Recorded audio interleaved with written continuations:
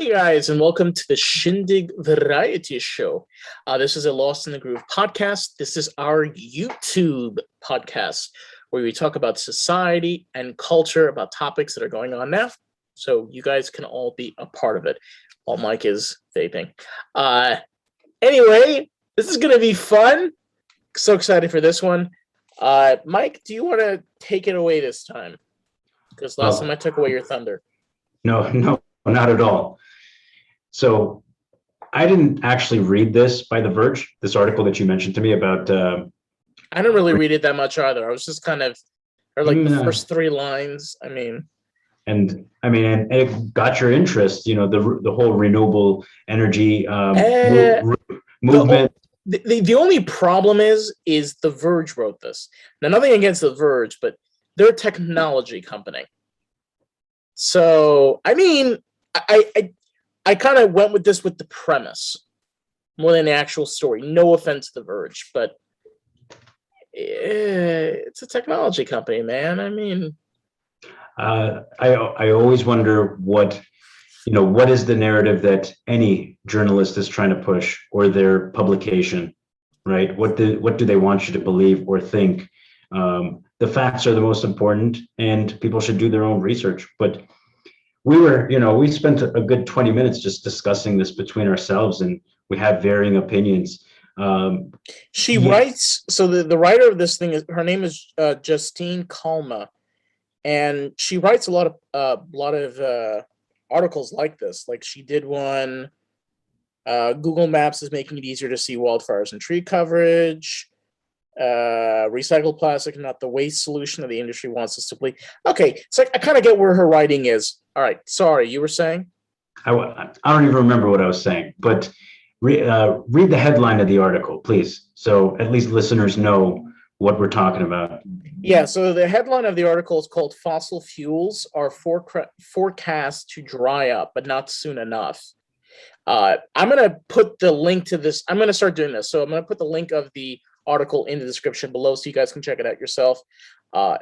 Again, we kind of went off the premise, not necessarily the story. This whole thing of, we have an abundance of fossil fuels, but this idea of drying it up, what that means is that to stop using, minimize as much fossil fuels as possible, and then going to renewable energy. Did something happen? Nothing important, but my argument to that was simply that, like I said, we have varying opinions about this, and I think the facts are the most important, and that's where things get really skewed. It depends on whose facts and what available information we have.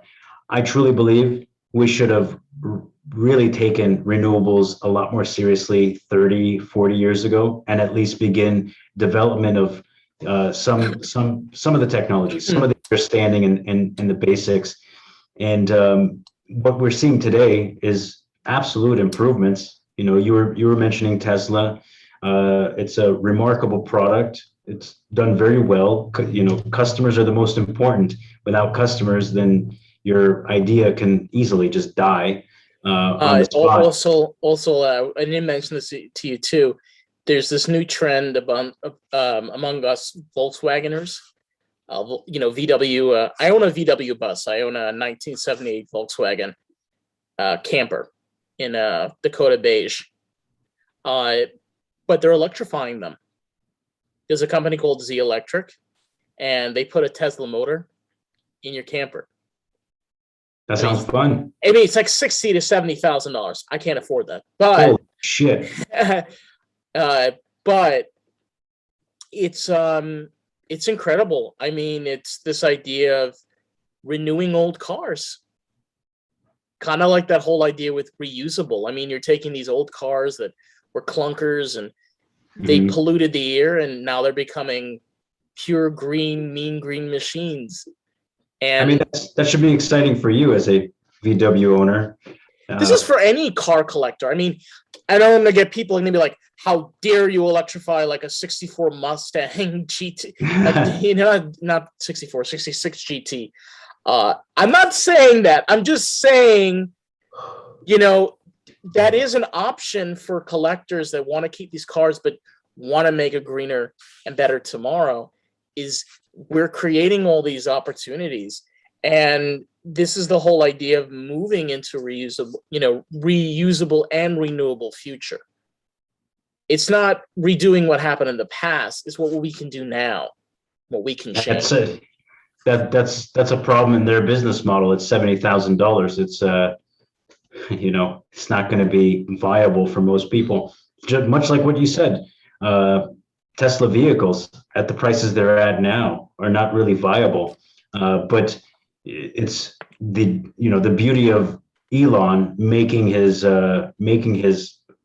blueprints open source for anybody to use, and so that makes it possible for Toyota to participate and Honda. Yeah, I mean, Chinese companies, all the Chinese car makers, they're definitely taking it and running with it. I mean, we could technically look at a future by the year 2035. I believe in this. We can have electric cars that are $28,000. I would buy one. I would buy one. I would finance that. Absolutely. Yeah, but and think about it like that. By the year 2035, I mean, if Elon's gotten ready a roadster that got 600 miles on range, you can imagine 1,000 miles on a charge. Yeah. In the year 2035. I think that's possible. That just goes according to how Elon has advanced with battery technology in the past 7 years. Taking that into account, you add another 7 years. If he's got to 600 at this point, you're looking at least 1,000 by the next decade. That would be pretty awesome. Yeah. But here are some of the problems that I see here. And it's clear to me why Elon chose vehicles to tackle this issue specifically. It's the biggest polluter, right? There's billions of cars on the road every day, and they are the biggest polluters. So solving that problem as quick as possible was probably the smartest approach. But the mining of all that lithium that's going to be needed. I was reading an article about this. I don't remember where it is, but I'm going to look for it. That Tesla's working on taking out those mining minerals piece by piece. So they're figuring out different ways, or even possibly renewing. Cobalt is one thing that there's a lot of waste from cobalt. Where it's used. It would be great if they could find another way. But let's stick to the current state of affairs, and that's the obvious thing, right? You need lithium. Well, mining lithium is going to require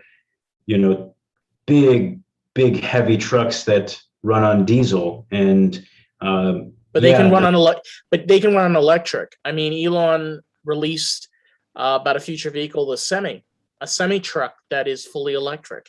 No. I'm talking about the trucks that have to mine the lithium. Oh, I see what you mean. To provide for all the electronics of the world.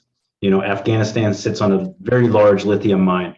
Mexico sits on a very, very large lithium mine. And why can't they just electrify those machines instead of using diesel? I mean, sure, but are we prepared? Are the companies that are going to be doing that mining in some of these third world countries, are they prepared to spend billions on new cat vehicles and things of that? I mean, it's unlikely. Maybe Elon, look, he's a billionaire. He's got his own problems. I mean, he is the type of person that might do that. He might just randomly okay, I'm making a spinoff. I'm making a new company. I was watching something where he decided out of a tweet, he's like, I want to make a company. 30 minutes later, all right, I got to give it a name. 40 minutes later, it's called The Boring Company. That's just how his brain works. It's the second he gets an idea. And this video is not just about Elon Musk. It's this idea of honestly making our lives better. This is not just, handy-dory, living in a utopia. This makes our lives a lot easier and a lot better, because in the long run, we're not wasting anymore. We're being resourceful. We're giving back, and that helps build our communities. It helps build our nation. It helps build the world for our kids. for our grandkids, our grandkids, whoever's born in the next 30, 40, 100 years. I think that's what a lot of people feel. Anybody who's enthusiastic about this movement in general, that's how they all feel. I just don't think many of them grasp the gravity of what they're trying to achieve here. Cruise liners don't just make sharp turns. They're wide turns. They take time. This is kind of something very similar. It's going to take a lot of time, and much like anything, the proper development should be in place. And of course, Elon is ahead of that curve because he's been active in this area. But based on what The Verge was writing in general, and it's curious, they're saying that the oil won't dry up fast enough. I mean, oil is used virtually in everything. And something that you had said, and it's important to mention that, America does have the ability for energy independence. Biden killed that. So that's all I'm going to say. I'm going to move on from that political statement. But yeah, and any haters that's got comments, please, I'm begging you. I'm begging you. I'm pleading. Please comment. Please, please, please, please, please, please. Yes. But it is true. We do have energy independence. We've had it for years. We have stockpiles up in Alaska. We can drive the costs of fuel down if we wanted to.